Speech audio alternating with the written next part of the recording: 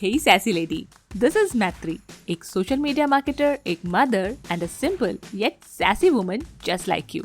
ये है little fixes podcast, आपकी एवरग्रीन ऑडियो लाइफस्टाइल मैगजीन. यहाँ मैं और मेरे गेस्ट शेयर करते हैं sweet, simple and practical ideas to help you in improving every aspect of your life. Career, fitness, mental health, and personal growth are just some of the topics we cover. This podcast is like the real talk you have with your real friends. So continue what you're doing and keep listening. Hello Sassy Nari. Thank you for joining me today. This is the 90th episode of Little Fixes और आज बात होगी women के लिए money management की. But it won't be just tips and tricks. My guest and I will talk about women's limiting beliefs about money and why is it essential to be aware about your money. ये conversation money management के बारे में तो है ही, पर साथ ही women के money mindset के बारे में भी है. इसमें मेरी स्टोरी भी है और आपकी भी.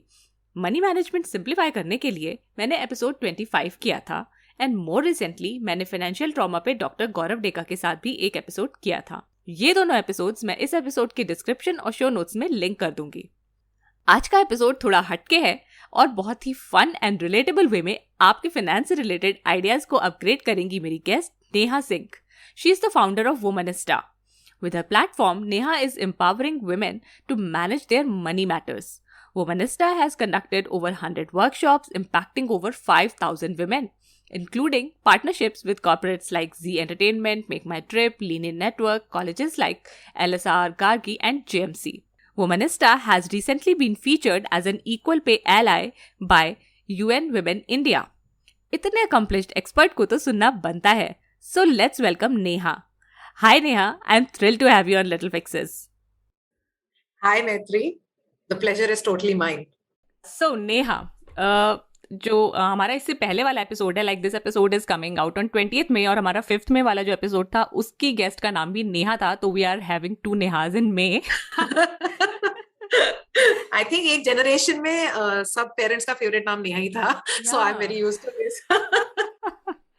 तो नेहा, आप इतने सालों से मनी पे वर्क कर रही हैं, विमेन के साथ, इतनी सारी विमेन के साथ आपने वर्क किया है, तो हम आपसे सबसे पहले यही जानना चाहेंगे कि विमेन का मनी माइंडसेट आपने क्या देखा है, लाइक आपके ऑब्जर्वेशंस क्या रहे हैं about mindset of women around money. सबसे इंटरेस्टिंग चीज जिससे मैं स्टार्ट करना चाहूंगी कि मैंने ऑब्जर्व किया है और मैंने ये रिसर्च भी किया है और पढ़ा भी है बहुत बारी, अपने आसपास भी देखा है कि women are actually really good with money. And what I mean by that is कि समहाउ हमारी नानी, दादी, मम्मीज के टाइम से अगर उनको एक बजट दिया जाता है घर चलाने के लिए, उस बजट में अगर वो चाहे बजट उनका 20,000 रुपये हो या जो भी है, उसमें से थोड़ा अमाउंट वो समहाउ सेव कर ही लेती हैं. That is the skill of a woman. Okay, so ये एक इतनी इंटरेस्टिंग ऑब्जर्वेशन है कि मुझे लगा था कि व्हेन आई वाज यंग तो मुझे लगता था कि obviously women will be very great with managing money also. ये तो बड़े होके I realise when I started working and I started working with lots of women around me जो अर्न भी करते थे कि सेविंग वाला एंगल तो चलो हमारे को इनहेरिटेंस में मिलते आया है, लेकिन उसके आगे जाने में some barriers which I noticed, बहुत सेल्फ लिमिटिंग बिलीव्स है एक्चुअली मैत्री. इट इज नथिंग एबिलिटी से रिलेटेड, कुछ भी नहीं है इसमें. सिर्फ ये है कि हमारे मन में कई चीजें बहुत सालों से बैठी हुई है, जैसे कि पैसे को मैनेज करने के लिए मुझे अच्छी होना चाहिए मैथ्स में. ये एक बहुत बड़ा बैरियर मैंने देखा है. हाँ, बट ये सच है और सबसे मेरे को लगता है ये बहुत अनफाउंडेड, बिल्कुल ही बेसलेस काइंड ऑफ बैरियर है, क्योंकि पैसे को मैनेज करने के लिए आपको बिल्कुल मैथ्स में शार्प होने की जरूरत नहीं है. आपको सिर्फ एक कैलकुलेटर यूज करना आना चाहिए. और सबसे ज्यादा जरूरी है कि जैसे खाना बनाने के लिए हमें एक रेसिपी चाहिए, हमें पैसा मैनेज करने के लिए भी एक रेसिपी पता होनी चाहिए कि हमारे को करना क्या है, स्टेप बाय स्टेप. पहला स्टेप क्या होना चाहिए, सेकंड स्टेप. तो हम ना वहीं पे जाके रुक जाते हैं कि मैथ्स नहीं आती तो छोड़ो, मैं नहीं कर सकता. दूसरा सेल्फ लिमिटिंग बिलीफ है कि शुरू से हमने देखा है कि ऐसी डिसीजन घर की कि घर क्या खरीदना चाहिए, कौन सी जगह पैसे इन्वेस्ट करने चाहिए, पैसा ग्रो कैसे करना है, ये ज्यादातर हमारे घरों में पापा या हमारे फैमिली के कोई मेल मेंबर इसका चार्ज लेते आ रहे हैं. तो ये दूसरा बिलीफ है कि अरे वो करते आ रहे हैं तो वही करते आएंगे. पर टाइम्स बदल गए हैं, आज की डेट में लेडीज काम भी खुद कर रही हैं, काफी कुछ खुद ही मैनेज कर रही हैं. तो ये बिलीफ भी फेंकने का टाइम आ गया, बहुत आउटडेटेड एक थॉट प्रोसेस है। सेकंड बैरियर मैंने ये देखा है। And third barrier again very unfounded is कि यार इन्वेस्ट करने के लिए मुझे बहुत सारे पैसे चाहिए, तो मैं तो कमाती नहीं हूँ या फिर मेरी इतनी इनकम हाई नहीं है, तो जब हो जाएगी हाई तभी मैं सोचूंगी इन सब चीजों के बारे में। तो बिल्कुल बिल्कुल, सो आप कनेक्ट कर पाएंगी क्योंकि आपकी story is the story of most of the women in our country, कुछ अलग नहीं है। हम सबके बीच में ये सारे बैरियर्स होते हैं। तो मैं सबको बताना चाहूंगी कि इतनी इवॉल्व कर गई है हमारी फाइनेंशियल इंडस्ट्री की आज की डेट में आप 100 रुपीज पर मंथ से भी इन्वेस्ट कर सकते हो। तो मैं ये कहती हूँ कि ये तो एक लैक्मे की लिपस्टिक से भी सस्ता अमाउंट है। लैक्मे की लिपस्टिक भी मैंने गूगल करके चेक किया तो आज की डेट में 300 रुपए की है, राइट। सो अगर आप अपने लिए एक लिपस्टिक खरीद सकते हो तो आप डेफिनेटली एक इन्वेस्टमेंट अपने आप खुद जरूर कर सकते हो। सो ब्रॉडली मुझे ये लगता है कि it is more of a belief system rather than a knowledge ability का इसमें कोई गेम ही नहीं है। तो ये मैंने ऑब्जर्व किया है। What do you think? Have you observe similar things around money? You can also share. तो बताया ही कि यही मेरी स्टोरी है, मेरे साथ भी सेम होता आया है और अभी भी मैं ऐसा करती हूँ। मतलब इट्स नॉट लाइक कि I have come out of it, like I am still working on it. और नेहा आपको ऐसा मतलब क्यों लगता है कि वुमेन को अपने फाइनेंसेस का कंट्रोल लेना जरूरी है? बिकॉज हमें से बहुत से लोग ऐसा सोचते हैं कि ठीक है भाई, हमारा हस्बैंड कर रहा है या भाई कर रहा है या मे बी पापा कर रहे हैं, तो क्यों जरूरी है कि हम अपने फाइनेंसेस को अपने आप मैनेज करें? बहुत अच्छा क्वेश्चन है ये। तो पहले मैं ये क्लियर करना चाहती हूँ पहली चीज कि मैं ये नहीं कह रही कि आप हर चीज खुद करें, because I also understand I am a woman, I am a mom, I'm a working mom. I can understand कि टाइम हमारे लिए सबसे बड़ा एसेट है। टाइम नहीं है हमारे पास, हमें इतना कुछ मैनेज करना है कि अगर मैं आपको बोलूं कि अब अपना पैसा भी खुद मैनेज करो तो it can sound very burdening ना, कि यार अब ये भी मुझे खुद करना है। तो पहली चीज तो ये कि टेकिंग कंट्रोल का मतलब ये नहीं कि मैं इसको खुद करूं।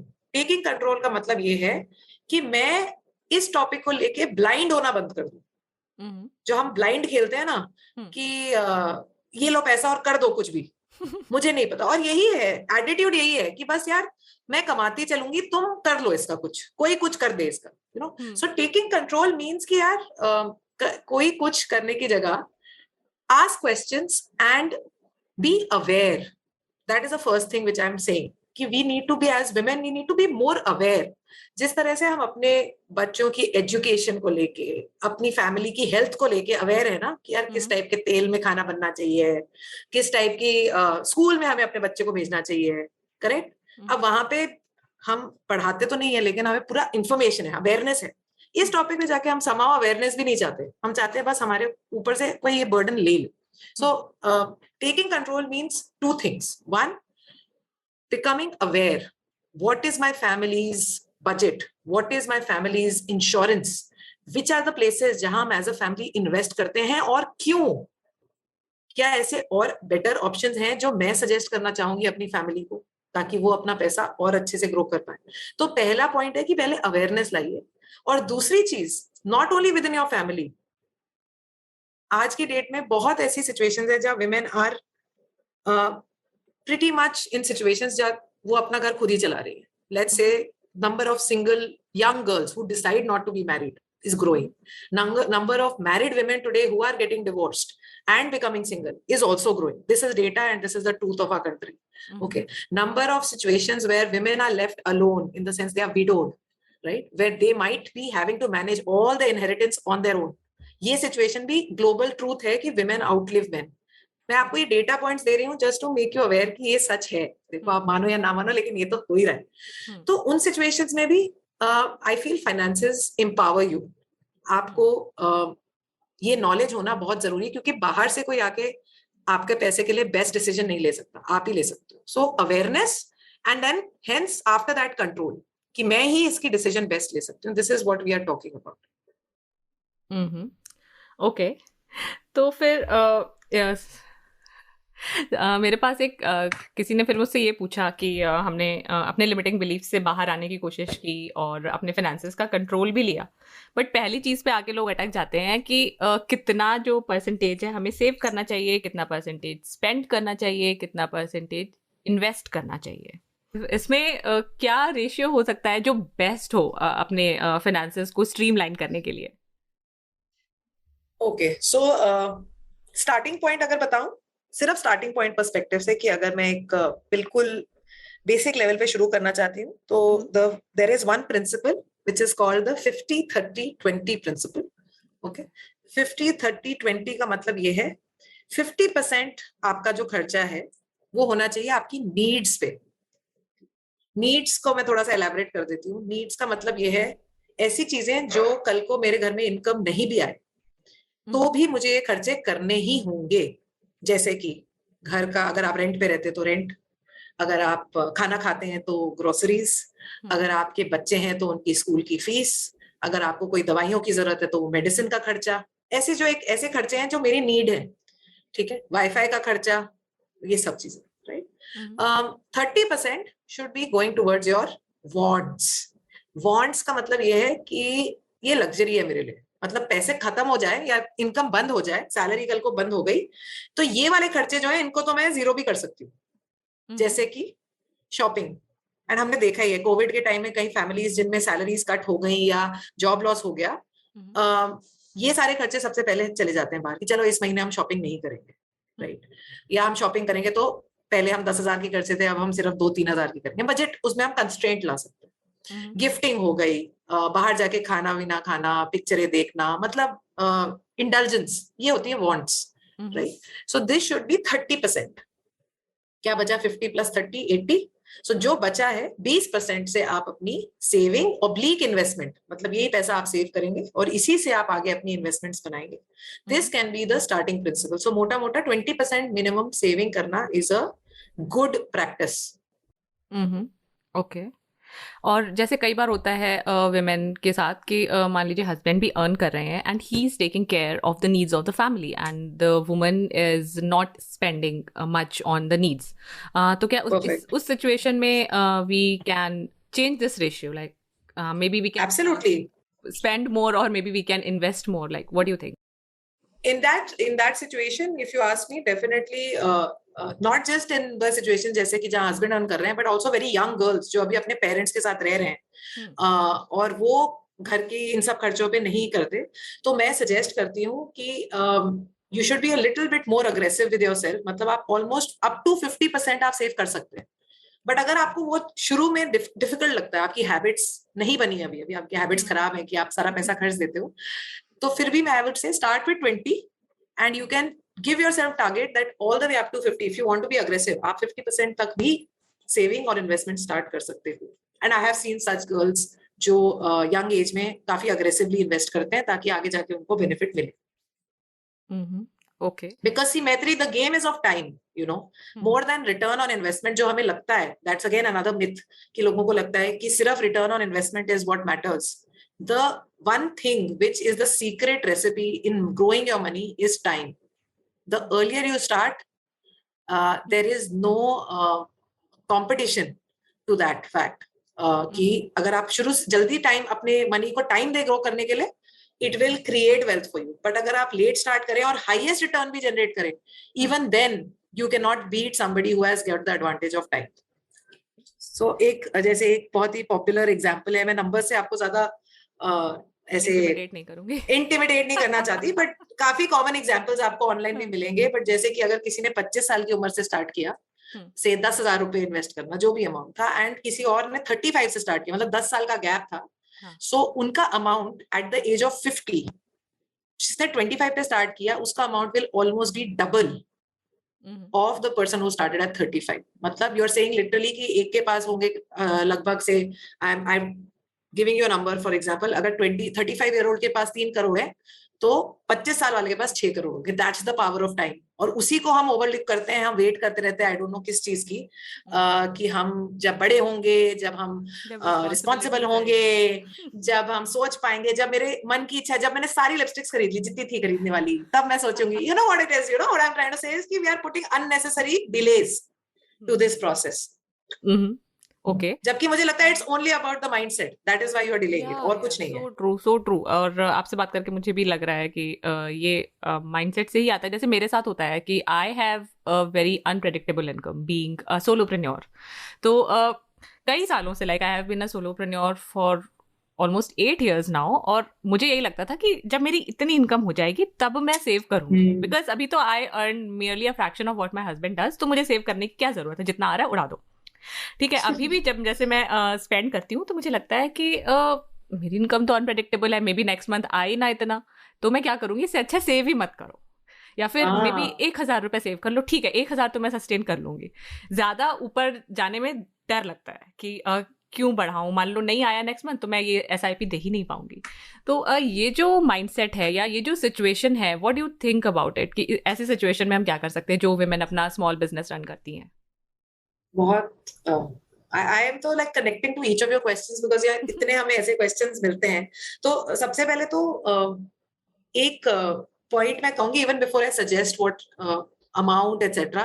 What I'd like to say is कि you said unpredictable and then अगली ही breath में you said 8 years।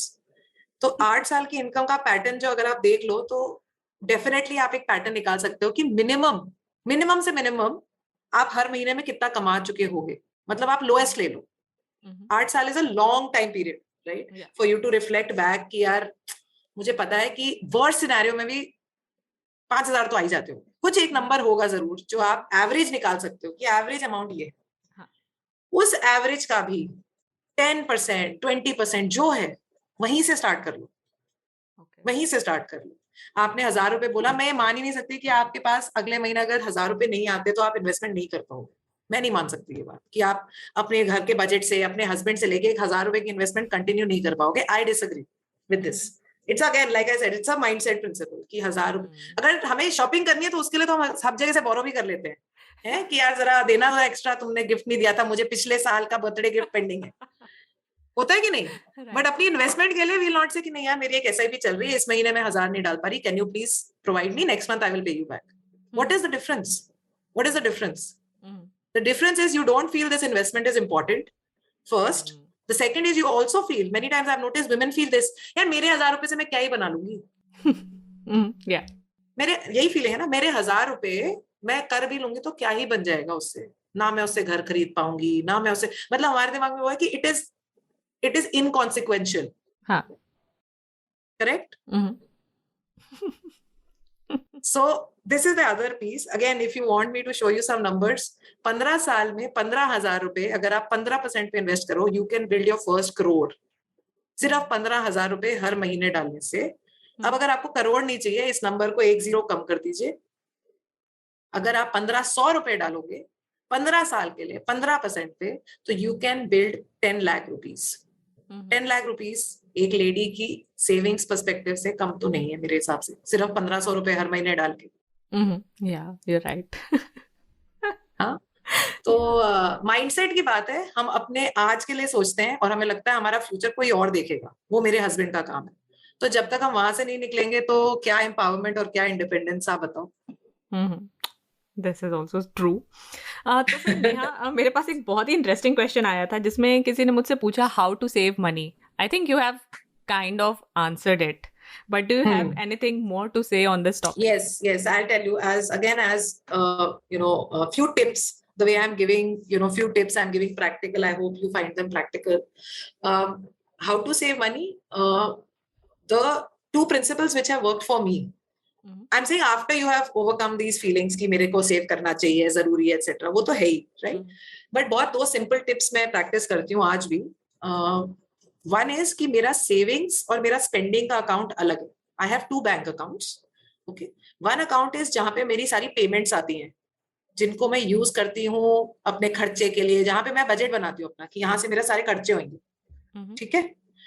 और एक बैंक अकाउंट है जहाँ पे मैं, उसका नाम ही है कि ये मेरा फ्यूचर अकाउंट है, मतलब फ्यूचर मतलब ये मेरे फ्यूचर सिक्योरिटी के लिए है, यहाँ से सारी इन्वेस्टमेंट्स होंगी। तो हर महीने in the first week of the month itself, जो सैलरीड है उनके लिए इजियर है टू फॉलो, जो थोड़े से सेल्फ एम्प्लॉयड है they can create their own system. एक अमाउंट ऑटोमेटिकली मेरी बजट अकाउंट में जाती है और एक अमाउंट ऑटोमेटिकली मेरे सेविंग्स अकाउंट में चली जाती है। तो मैंने उसको ऑटोमेटिक कर दिया अपने बैंक में जाके कि भाई हर महीने इतना पैसा तो मेरे सेविंग्स अकाउंट में आप डाल ही दो, फ्यूचर अकाउंट में जहाँ पे मेरी इन्वेस्टमेंट्स जाएंगे। सो यहाँ पे क्या किया मैंने Maitri, I have removed myself as a human being और मैंने एक सिस्टम बना दिया है। उससे क्या होता है, ना चाहते हुए भी मेरा सिस्टम, मेरा बैंक मेरी फीलिंग्स को नहीं समझता, वो बस अपना काम करता है कि भैया तुमने कहा था 10,000 इन्वेस्टमेंट में जाना है तो चला जाएगा. So you can create this kind of a process for yourself. And if you feel nervous beginning में, like you said, you can start with a small amount, 500 रुपए, 1,000 रुपए. बट फिर वो अकाउंट जो है वो उसका नामकरण दीजिए, उसको एक रिस्पेक्ट दीजिए कि वहां से हम शॉपिंग नहीं करेंगे. शॉपिंग करनी है, जो अपने लिए करना है, वो सिर्फ मेरे खर्चे वाले अकाउंट से होगा. That is one way you can start saving. You can start with as low as 100 rupees. Another hack, if you're somebody who loves spending, you can't control your spending, is that try doing something like this. Every time I'm going to spend, I will park 100 rupees into my savings account. Or you can make it 10 rupees, whatever amount works for you. I don't care. But build the habit. Habit की problem है.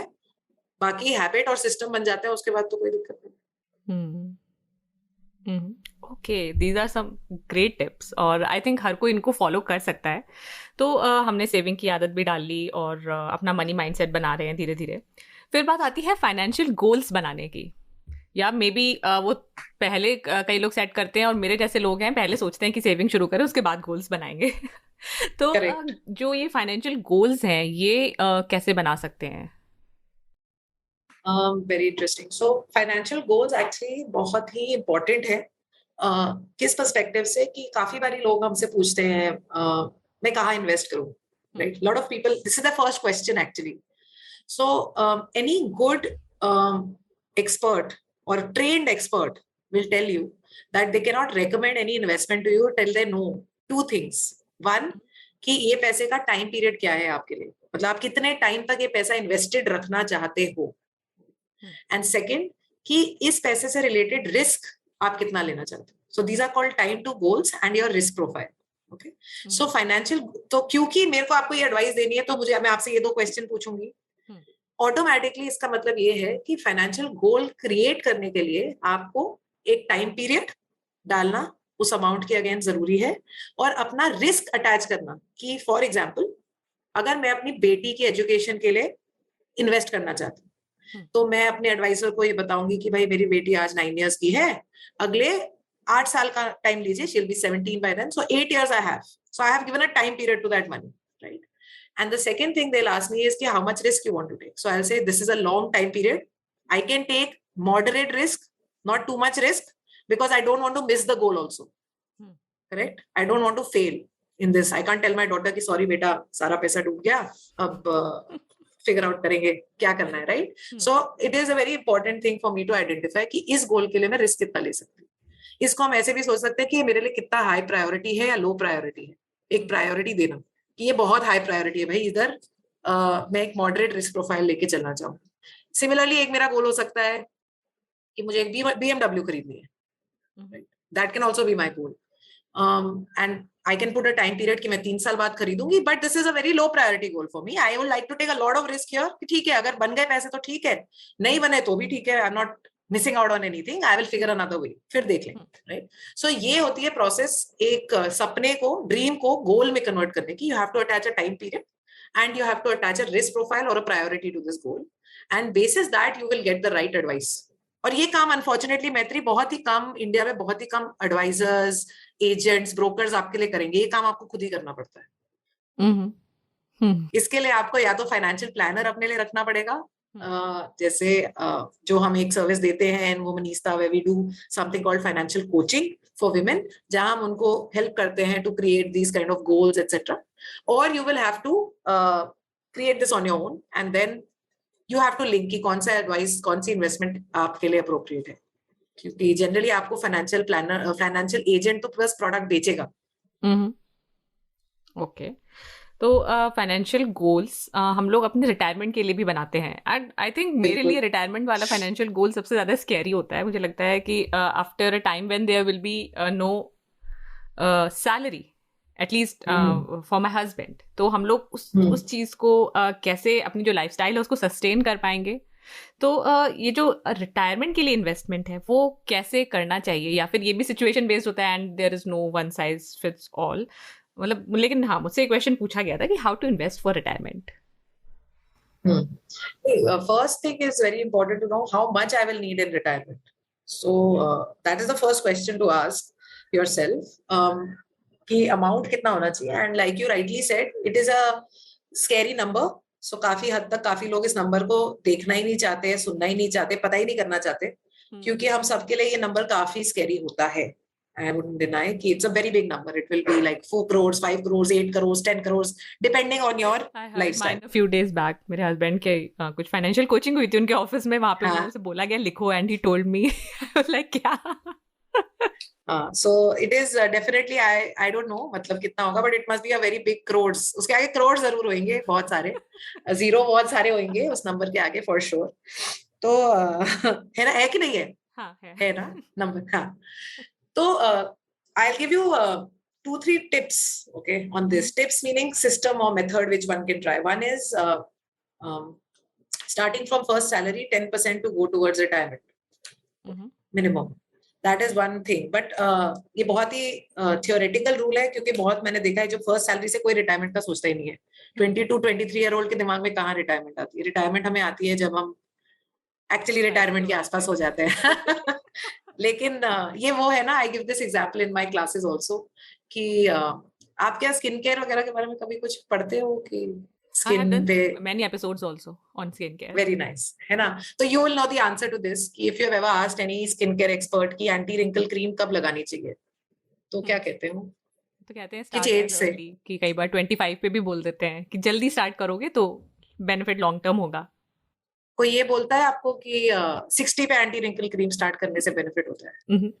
No. नहीं ना. जब हो चुके हैं wrinkle, उसके बाद लगे रहो लगाते. कुछ नहीं होगा. यही बोलते हैं ना. हाँ. अच्छा, लेकिन हमें अपनी स्किन से रिलेटेड ये समझ आता है, लेकिन जब मैं आपको बोलती हूँ कि अपनी पहली सैलरी से 10% शुरू करना है, तभी बेनिफिट होगा, तभी आप रिटायरमेंट के लिए रेडी होंगे, तो समहाउ वो चमकता ही नहीं है. तो हमें ये चमकाना है कि रिटायरमेंट की प्लानिंग आप रिटायरमेंट के पास नहीं करिए. You should start definitely by 30 for sure. You should already be allocating some money, if not 10% then more. इसके भी बकायदा कैलकुलेटर्स हैं which will tell you exactly आपके सिचुएशन के लिए कितना आपको स्टार्ट करना है, बट एक बॉल पार्क में ऐसे नंबर बता. दूसरा एक important thing to remember, retirement is a very long term goal. तो यहाँ पे सिर्फ ये सोचना कि मैं सिर्फ सेफ इन्वेस्टमेंट्स पे ही खेल के, सेफ मतलब पीपीएफ, ईपीएफ, एफडी, इन्हीं पे खेल के अपने रिटायरमेंट को अचीव कर पाऊंगी, ये नहीं होगा. You will need to take some risk, and I would urge everybody who's listening in to start looking at slightly risky products like mutual funds to equity mutual funds जो stock market में invest करते हैं. एक छोटा amount वहां पे allocate करना शुरू करिए, क्योंकि वही इंक्रीमेंटल रिस्क लेके आपका पैसा एक्चुअली ग्रो कर सकता है, जिससे आप कंफर्टेबली रिटायर कर सकते हैं. So point I am making is कि हम रिस्क लेना अवॉइड नहीं कर सकते, हमें उसके बारे में भी थोड़ा जानना जरूरी है. सिर्फ सेफ पे हमारी रिटायरमेंट की प्लानिंग फुली हो नहीं सकती.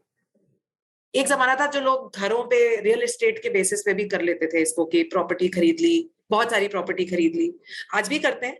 बट मुझे पर्सनली लगता है कि मुझे एज अ वुमन तो ये डेफिनेटली लगता है कि इतनी बड़ी commitment of a large amount, खासकर मेरी लाइफ में जहां मेरी surety of income is a question mark, मैं कितना सेव कर सकती हूँ is a question mark. I feel real estate is too big an amount to commit at a young age, है ना. और फिर वो इतना इंटिमिडेटिंग भी लगता है कि यार मैंने 50 लाख का घर खरीद लिया, उसके लिए मैंने एक लोन ले लिया, उस लोन को मैं भरती जा रही हूँ. उसकी जगह अगर मैं आपको कहूँ कि आप 1000, 15,000, 10,000 से भी इन्वेस्ट करके you can make a few crores, then why would you not look at those kind of options. तो वो बेनिफिट हमें इक्विटी मार्केट से मिल सकता है. Okay, please tell this to my husband. He's crazy about real estate. That's 95% of India. But it's changing. Times are changing, and I think young people who are listening in will appreciate this fact now. That and just as a fun fact, you can tell your husband this, that in last 10 years, real estate has given 12% return, and in last 10 years, equity markets have given 13 to 14% return. तो ऐसा नहीं है कि real estate और stock market का return बहुत अलग है. फर्क ये है attitude में. हम property खरीदते हैं तो हमें लगता है ये हमारे अगले 5 generations के लिए, हम उसको बेचने का कुछ सोचते ही नहीं है, या हम सोचेंगे 10 साल बाद सोचेंगे. We give it lot of time. But जब स्टॉक मार्केट की बात आती है तो हमारी पेशेंस एक दिन की भी नहीं है. अगले दिन स्टॉक गिर गया, आपकी पेशेंस भी गिर गई उसके साथ. राइट. तो गेम सिर्फ ये है कि आप वहां टाइम दे दो और यहाँ टाइम देते नहीं. वहां तो पूछता भी नहीं है कोई. मैंने देखा है महीनों महीनों तक कोई प्रॉपर्टी का प्राइस भी नहीं चेक करता कि इसका प्राइस कितना बड़ा होगा. करते हैं लोग कि आज खरीद लिया, 1 करोड़ की चीज खरीदी, सोचिए ना, खुद सोचने की बात है, मैंने 1 करोड़ इन्वेस्ट कर दिए, लेकिन मैं महीनों तक पूछूंगी नहीं कि 1 करोड़ क्या हुआ, 1 करोड़ 10 लाख हो गया। I will go back once in 6 months, maybe 1 year, check कर लिया कि ठीक है क्या हुई अप्रिसिएशन। बट यहाँ मैं स्टॉक मार्केट में 1500 रुपए इन्वेस्ट करती हूँ और हर रोज उसको चेक करती हूँ कि 1500 आज कितना हो गया, 1380 हो गया, ओहो इतना लॉस, इतना लॉस। आई एम सेइंग, आप पॉइंट समझ रहे हो? जहां हम बड़ी इन्वेस्टमेंट कर रहे हैं, हमें उस पर ट्रस्ट है क्योंकि वो हमने अपने पहले जमाने से हम देखते आ रहे हैं कि ये ट्रस्टवर्दी है। और जो एक छोटे अमाउंट पे भी हम ट्रस्ट नहीं कर पा रहे कि we should trust the process, because हमें नॉलेज नहीं है, हम अपने आप को अपस्किल भी नहीं करना चाहते इनफैक्ट। इस चीज को प्रॉपर्टी लेके के केस में is it better if we rent it, like if you are earning something from property, then do you think it is a better investment rather than just buying a piece of land and keeping it with you for 10 years? यार it's very subjective, it's like you are asking me कि मैं कौन सा stock खरीदूं उससे मुझे better return मिलेगा। But again I will just say one thing, that if you are somebody who has got your own house to live in, but this is also my personal belief. You'll find many views on this. Every expert has their own thought. My belief on this is that if I invest in a residential apartment, which is an annual, I live in Delhi, I come from Delhi, so the approximate rental yield from apartments here is anywhere between 3 to 3.5%. So मतलब आप बोलिए interest जो मैं property से कमाती हूँ rent के form में, that is 3-3.5%. Appreciation rate here for the last 10 years has been I think it's almost flat, 2 से 4% ऐसी कुछ अप्रिसिएशन है, राइट? तो अब आप ही बताओ, अगर इसके अगेंस्ट मैं 10 साल में अपना पैसा एक लार्ज कैप म्यूचुअल फंड में डालती तो मुझे 14% रिटर्न मिलता। तो personally I feel investing in property is the not at all a high return investment if I look at it from that perspective. Staying on rent is something which I leave to you. Like there are a lot of people who do these calculators and check whether living on rent is forever feasible for them, etc. I do believe that having your own one house can be, it's an emotional decision more than a calculation, you know. Yeah, your makes you first feel house. safe. Yes. So I feel if that is what a house does for you, then you should have your own house. But we are talking second house, second piece of land, etc. So personally, I feel that's too much headache, yaar, if you ask me. A lot of investment, big amount I have to commit. One, paperwork, regulations, then selling it very illiquid. पहले seller buyer ढूंढो उसके लिए, उसको बेचने के झंझट. इससे अच्छा मुझे and maybe I'm coming from a place जहाँ मेरी शायद knowledge is also an advantage for me. I am quite familiar with equity markets. I understand that, and I feel it is a lesser amount. I can start with as low as 100 rupees. I don't have to put a large amount. I can liquidate it anytime I want. कल को मेरी family में जरूरत पड़ी, I can get the money back. I don't have to look for a buyer seller. Process is on my fingertips. Very convenient. So अगर return similar ही होना है तो why will I make the headache of? Interesting. And just to add, I come from a family of real estate. My father was in the real estate business. So I've seen that business very closely as well. So I still have my thoughts around that. Yeah. Yes. इसके बाद बात एक आती है kids education में invest करने की। I think उसके बारे में आपने थोड़ा सा बताया भी कि it is mostly a long term गोल और आप मीडियम रिस्क लेके इन्वेस्ट कर सकते हो, राइट? तो फिर मुझसे किसी ने ये पूछा कि इसके लिए there are lots of plans, कि बहुत सारी कंपनीज हैं जो एडवर्टाइज करती कि हमारा प्लान ले लो, हमारा प्लान ले लो बच्चों की एजुकेशन के लिए। तो आर दे बेटर और is a mutual fund better option? Okay, so one of the things which I would suggest that you should not take, okay, is to take any sort of an insurance plan for your child where you are paying an insurance cover, insurance fee for your child, because insurance for your child is not required.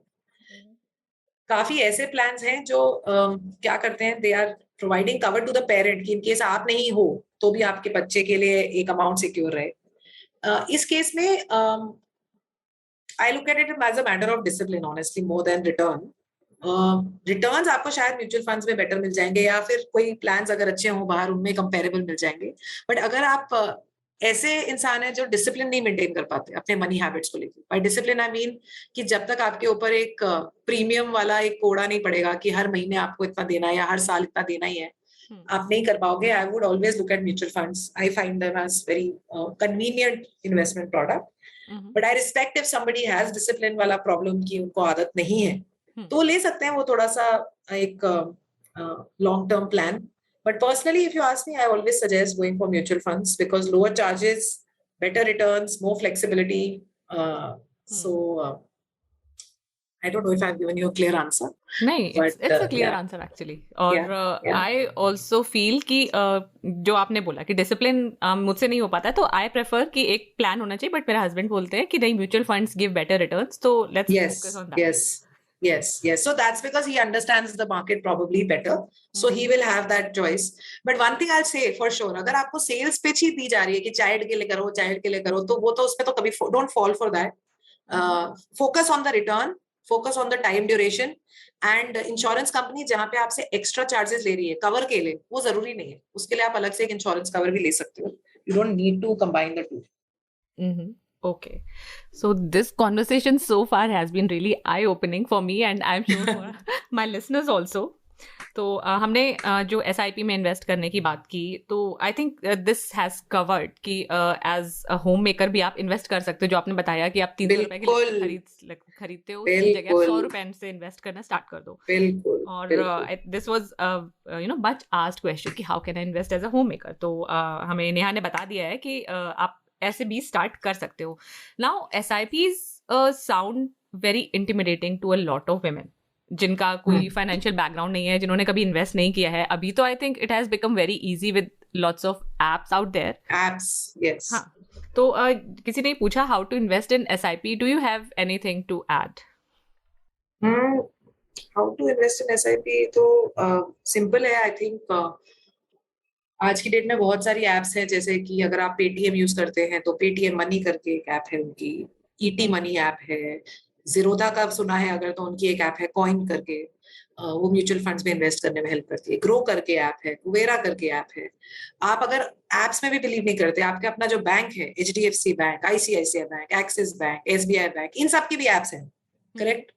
तो आप इन्हीं banks के साथ एक investment account खोल सकते हैं, उन्हीं बैंक अपने रिलेशनशिप मैनेजर को बोल के, और ऐप के थ्रू ही एक क्लिक ऑफ अ बटन से आप इंस्ट्रक्शन डाल सकते हैं कि भाई इस पर्टिकुलर म्यूचुअल फंड में हर महीने आप 100 रुपए, जो भी उस स्कीम में, कई स्कीम्स 500 रुपए बोलती है मिनिमम, कहीं बोलती है 100, कहीं बोलती है 1000, तो स्कीम का मिनिमम चेक करके बस एक इंस्ट्रक्शन डालनी है कि अगले 1 साल तक, 2 साल तक, कितने टाइम तक आप डालना चाहते हैं. एक ही चीज मैं इसमें बोलना चाहती हूँ, जो आपने भी एक मेंशन किया कि एक अनप्रेडिक्टेबिलिटी अगर है मेरी स्पेंडिंग पैटर्न में, तो शायद वो भी एक रेजिस्टेंस है कि अरे इस महीने अगले महीने नहीं हुआ तो क्या.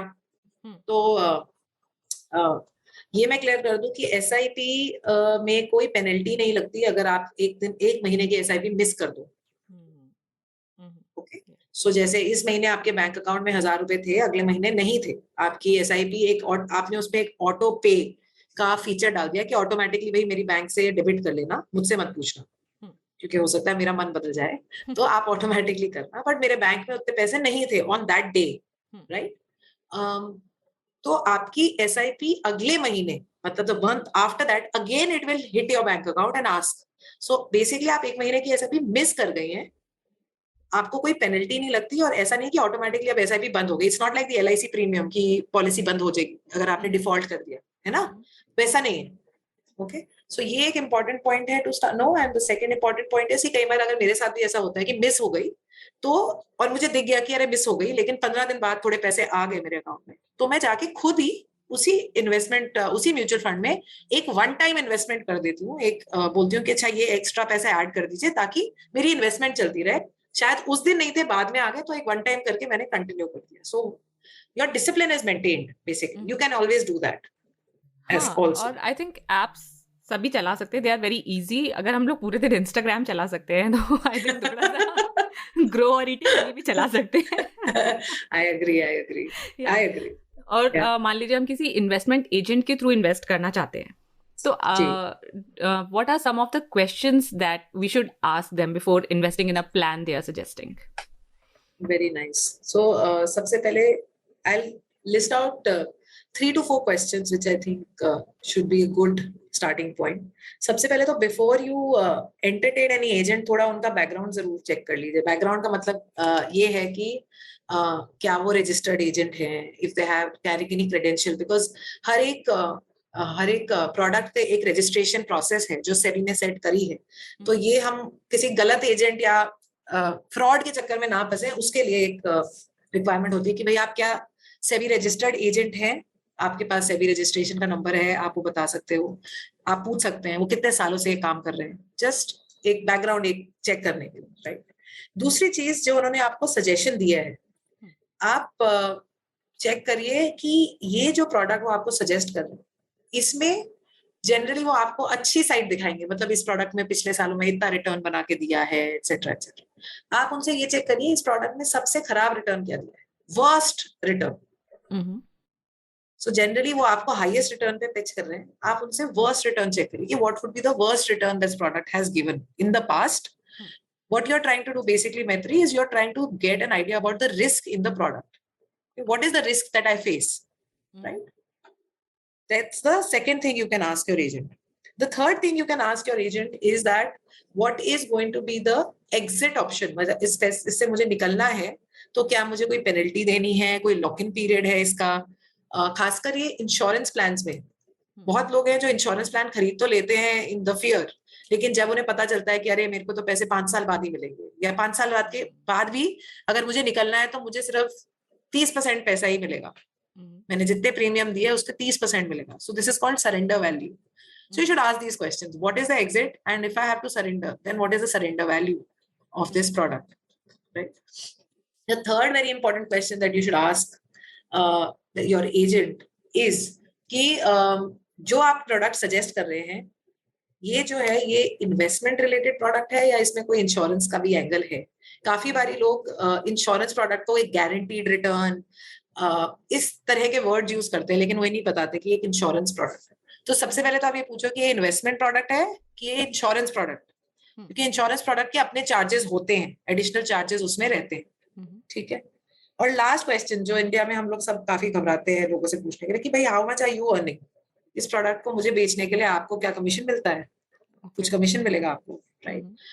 क्योंकि it's important for us to know why, because कई बार हमें सजेशन दी जाती है basis the commission that your agent is earning. So it's important to kind of ask them. And by the way, this is SEBI is allowed this, that they have to disclose their commission to you as a customer, right? So it is your right to ask them. You can go and check, or they can tell you कि इस platform पे आप जाके देख सकते हैं, हमारी website पे, वेबसाइट्स पे भी काफी डिस्क्लोजर्स रहते हैं कमीशन के आसपास कि वो कितना कमीशन कमा रहे हैं. So you can then judge also very well कि आपसे फीस नहीं ले रहे, लेकिन इसमें इनका भी फायदा है या नहीं है, and why are they suggesting that product to you, right? So these are a few questions top of the mind which I can share. Of course performance related you'll check, highest return वो आपको बता ही देंगे कितना है, but like I said worst is more important. Okay, तो ये जो commission वाली बात आपने बोली, तो because it is their source of earning, तो what exactly do we have to look at? Because वो अर्न कर रहा है इसीलिए वो हमें सर्विस दे रहा है, राइट? तो मान लीजिए उसको हमें पॉलिसी बेचने में 5,000 रुपए कमीशन मिल रहा है, तो what do we look at? क्योंकि वी नो कि he is earning, but what do we जज विद दिस?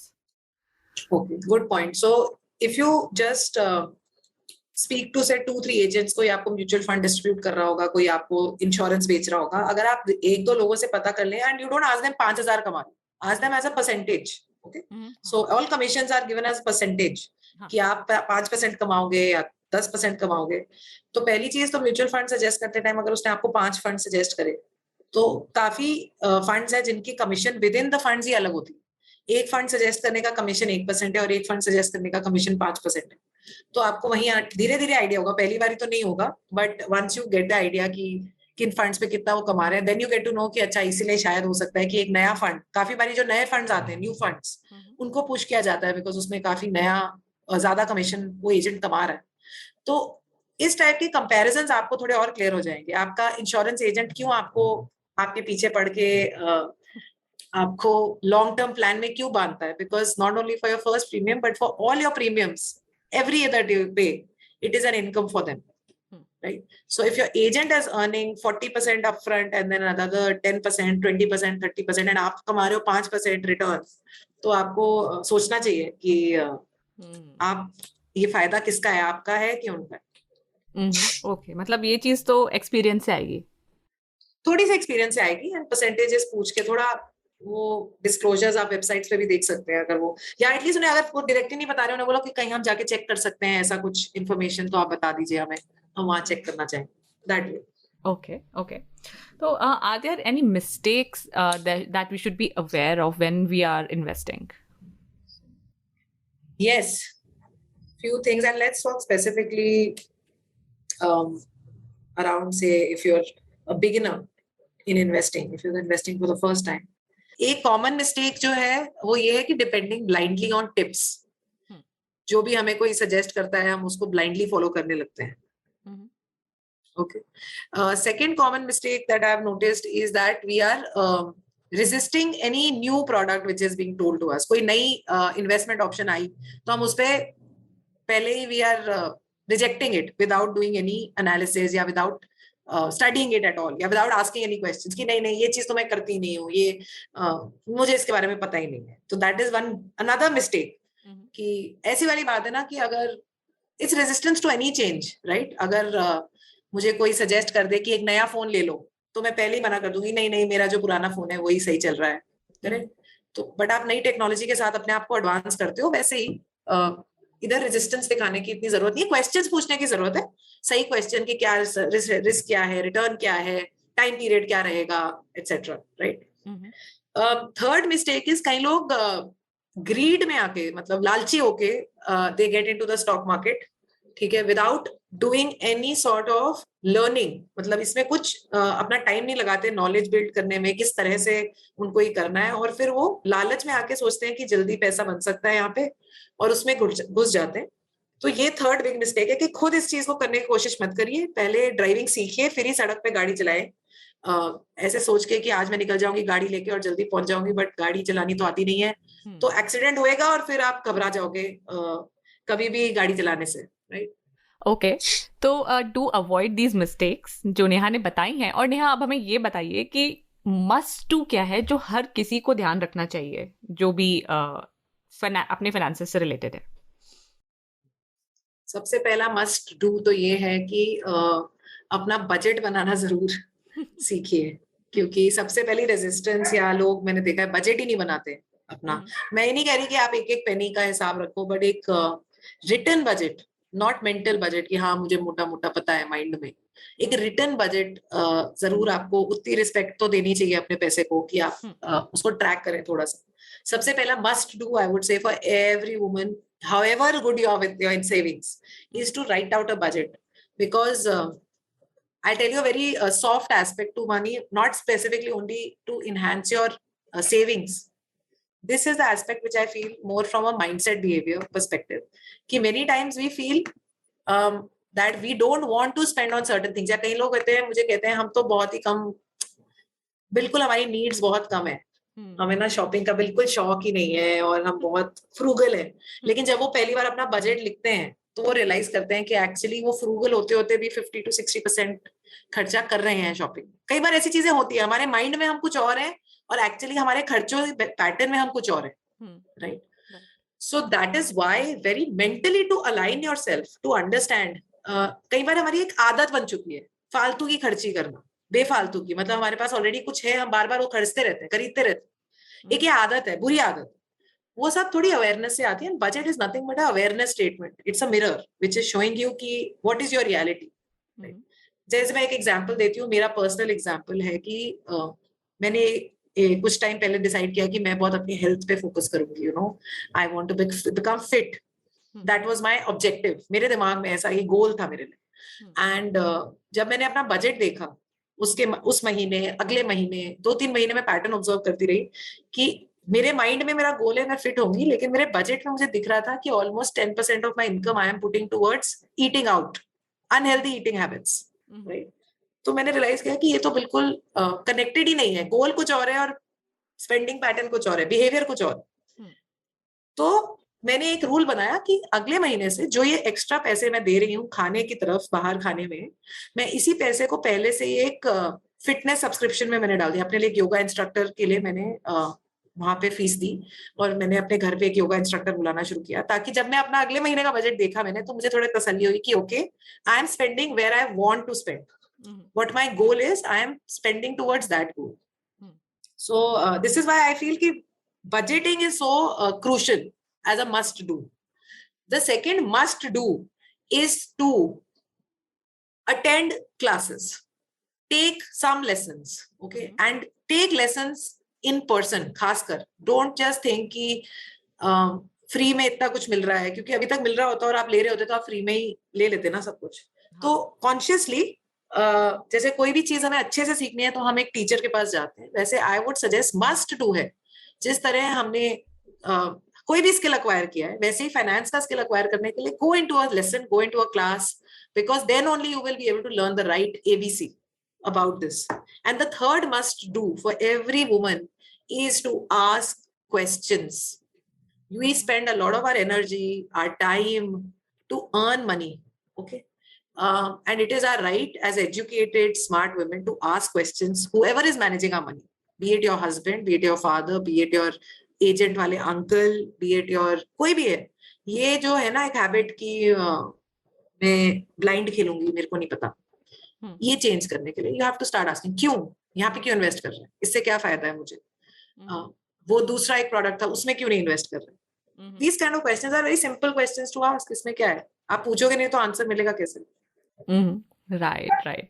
वाओ. सो नेहा, आज का जो कॉन्वर्सेशन था ना, इट वाज वेरी सीरियस भी, but you managed to keep it light and you managed to keep it interesting. और जो हमारी कंफर्ट जोन है ना मनी वाली, उससे थोड़ा सा बाहर लेके आए हो. और आई थिंक ये जो एपिसोड है इसको कई बार सुनना पड़ेगा, जिससे कि आपको लगे कि हाँ ये तो करना है. बिल्कुल सही बात है, आई एग्री. बट मुझे ये लगता है कि यार पता नहीं, बेचारे मनी को तो बुरा नाम मिल गया है हमारी लेडीज की ऑडियंस में, पता नहीं क्यों. उसने कुछ किया तो है नहीं, वो तो हमारे को सिर्फ हमारा फ्रेंड बनना चाहता है और हमें पावर देना चाहता है, लेकिन हम ही कह रहे हैं नहीं यार तू बड़ा ही बोरिंग है और बड़ा ही कॉम्प्लिकेटेड है, रहने दे. तो हम इसको इतना नेगेटिवली एसोसिएट करते हैं ना स्ट्रेस से. और मतलब मैंने ये टर्म भी सुना, रिटेल थेरेपी. मतलब क्या है ये रिटेल थेरेपी? आप बताइए मुझे. आपको इमोशनली प्रॉब्लम है, आप खर्चा करके अपने आप को थेरेपी दे रहे हैं. वो थोड़ी देर के लिए अच्छा लगता है, उसके बाद इतना खर्चा हो गया और दुख. करेक्ट. तो कोई थेरेपी हुई भी नहीं और खर्चा अलग. तो नेहा, थोड़ा सा है making finance simple for us, a little simple, a little more fun maybe. तो नेहा, अगर कोई जो हमारे लिसनर्स हैं वो आपसे कनेक्ट होना चाहें और आपकी सर्विसेज के बारे में जानना चाहें, तो what's the best way to connect with you? Well, the best way to connect with us is we are very, very active on Instagram. So you can reach out, DM us on our Instagram handle, which is @womanista, WOMONEY, Money, STA. So it's derived from woman, money, and sisterhood. So sister in a slang manner. So that's the name of the brand. Or you can log into our website, www.womanista.com. There you will see many, many courses that we run. We also have a one-on-one coaching service where you can talk to us about anything which is bothering you about money. We don't sell any products. We don't manage anybody else's money. We only provide guidance, direction. And I am a big believer that every woman can manage her own investments. अगर वो अपनी savings manage कर सकती है, घर manage कर सकती है, तो पैसा तो एक बहुत ही छोटी और मामूली चीज है मैनेज करने के लिए. So that's why we believe कि आप DIY सीखिए खुद और खुद कोशिश करिए इसको करने की. आपको जरूरत नहीं है कोई और आके ये आपके लिए करे. ओके. तो नेहा का इंस्टाग्राम एंड वेबसाइट मैं अपने जो एपिसोड का डिस्क्रिप्शन है और शो नोट्स है उसमें लिंक कर दूंगी, जिससे कि आप फटाफट नेहा को रीच कर पाए और बहुत सारी नई चीज़ें उनसे सीख पाएं. And Neha, thank you so much for giving me an hour of your time today. I had pleasure is totally mine talking to you. Yeah. I hope that it's not that boring a subject anymore. That's my attempt. I'm not sure if I have succeeded, but I hope so. I hope you and your audience, they all have found it little more interesting to talk about money or think about money. Yeah. So it's time for you and me to leave money wale limiting beliefs behind. Don't forget to empower other women you know by sharing this episode with them. Please rate and review Little Fixes podcast on Spotify and Apple Podcast. Subscribe तो आप हमें किसी भी podcast app पे कर सकते हैं. अब मिलते हैं 5 जून को. तब तक के लिए लाइफ में मजे करो और सदा सैसी रहो. बाय.